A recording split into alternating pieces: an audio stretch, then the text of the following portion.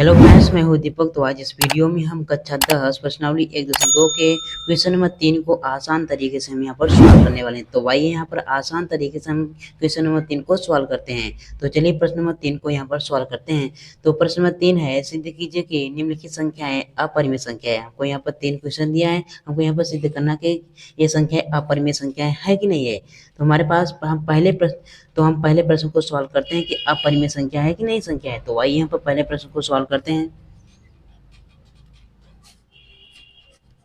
हमको क्या करना है, हमको यहाँ पर अपरिमेय संख्या सिद्ध करना है। तो इसको हम इसके विपरीत मान लेते हैं। तो आपको यहाँ पर लिखना है, माना अंडर 1/√2 एक परिमेय संख्या है। तो मैं इसको मान लिया। अब यहाँ पर 1/2 को हम किसके बराबर में लिख सकते हैं, पी बाई क्यू के रूप में लिख सकते हैं कि नहीं लिख सकते, क्योंकि अब इसको हम एक परिमेय संख्या मान लिया, इसलिए हम यहाँ पर इसको पी बाई क्यू के रूप में यहाँ पर लिख सकते हैं। अब यहाँ पर क्यू का मान कभी भी 0 नहीं होता, और पी और क्यू क्या होते हैं, हमारे पास पूर्णांक होते हैं। क्या होते हैं, पूर्णांक होते हैं।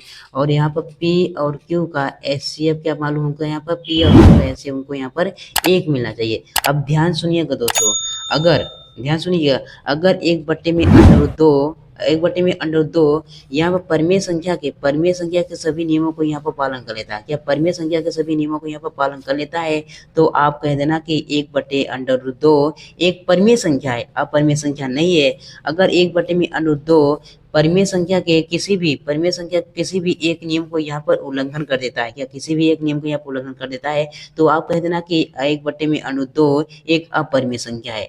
तो आइए इसको हम प्रूव करते हैं।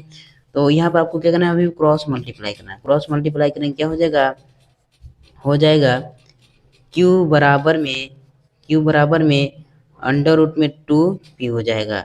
अब इसके बाद क्या करना है, आपको ध्यान सुनना है। अब इसके बाद आपको यहाँ पर दोनों तरफ वर्क करना है। तो चलिए लिखेंगे, आपको यहाँ पर लिखना है, दोनों तरफ वर्ग करने पर।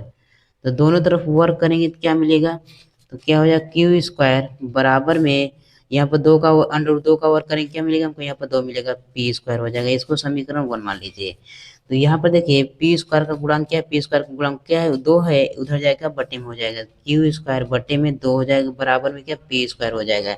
तो यहाँ पर देख सकते हो क्यू स्क्वायर है, जो क्यू स्क्वायर है 2 से विभाजित है। क्या क्यू स्क्वायर जो 2 से विभाजित है, इसलिए ये क्यू भी 2 से विभाजित होगा। ध्यान सुनिए, अगर यहाँ पर 4 2 से विभाजित है, तो 2 भी 2 से विभाजित होगा कि नहीं होगा, होगा। यहाँ पर देखिए 2 दूनी 4 हो जाएगा, 2 1 का 2 हो जाएगा, पूर्णतः विभाजित हो रहा है। उसी तरह से मैं यहाँ पर बोल रहा हूँ, अगर क्यू स्क्वायर 2 से विभाजित है, इसलिए एक क्यू भी 2 से विभाजित होगा। तो कैसे लिखना है, तो आइए बताते हैं आपको। यहाँ पर लिखना है, क्योंकि क्यू स्क्वायर 2 से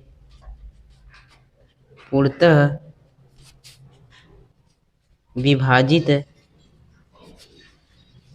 है, इसलिए 1 क्यू भी 2 से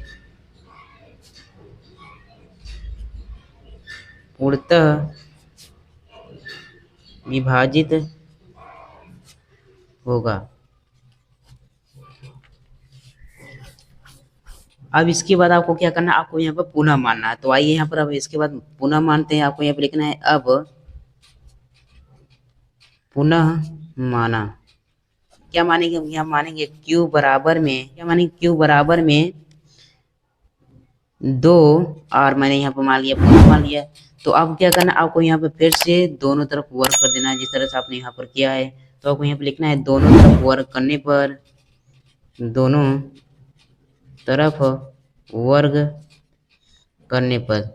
तरफ वर्ग करने क्या मिलेगा आपको, देखिए क्यू स्क्वायर बराबर में 2 का वर्ग करेंगे तो 4 हो जाएगा, तो आर स्क्वायर हो जाएगा। तो यहाँ पर देख सकते हैं क्यू स्क्वायर का मान हमारे पास क्या है, समीकरण 1 से मिल रहा है। क्या क्यू स्क्वायर का मान क्या, 2p स्क्वायर है। तो यहाँ पर हम उसका मान रख देंगे, क्या हो जाएगा, यहाँ पर 2p स्क्वायर बराबर में 4r स्क्वायर हो जाएगा। अब देखिए पी स्क्वायर का गुणन क्या है, 2 है, उधर जाएगा बटे में हो जाएगा। तो क्या हो जाएगा, पी स्क्वायर बराबर में 4r स्क्वायर बटे में 2 हो जाएगा। 2 से भाग लगाएंगे, 2 दूनी 4 हो जाएगा। तो यहाँ पर देख सकते हो पी स्क्वायर बराबर में यहाँ पर 2r स्क्वायर मिल रहा है। तो यहाँ पर आर स्क्वायर क्या, आर स्क्वायर का गुणांक क्या है 2 है, उसको इधर भेजेंगे क्या बटे में हो जाएगा, तो क्या हो जाएगा पी स्क्वायर बटे में 2 बराबर में क्या आर स्क्वायर हो जाएगा।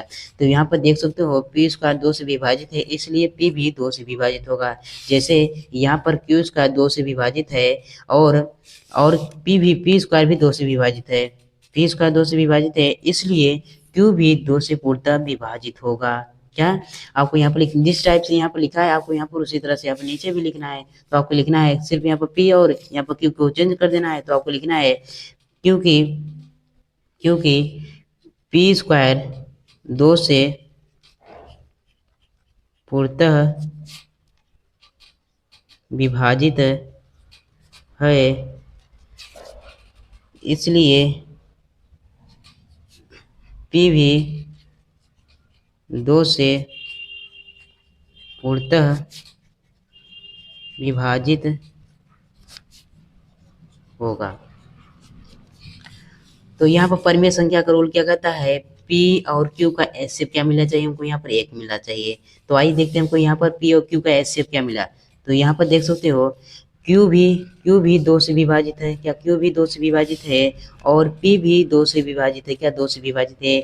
इसलिए यहाँ पर P और Q का एचसीएफ हमको यहाँ पर क्या मिला, हमको यहाँ पर 2 मिला है।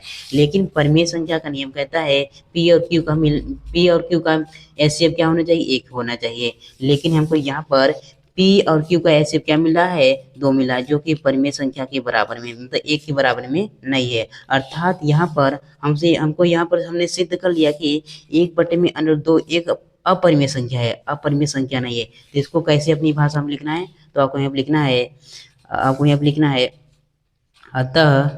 अतः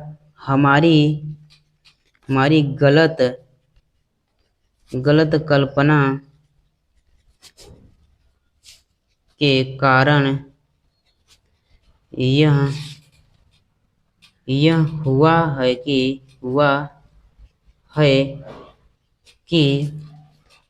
1/√2 एक परिमेय संख्या है, लेकिन 1/2 एक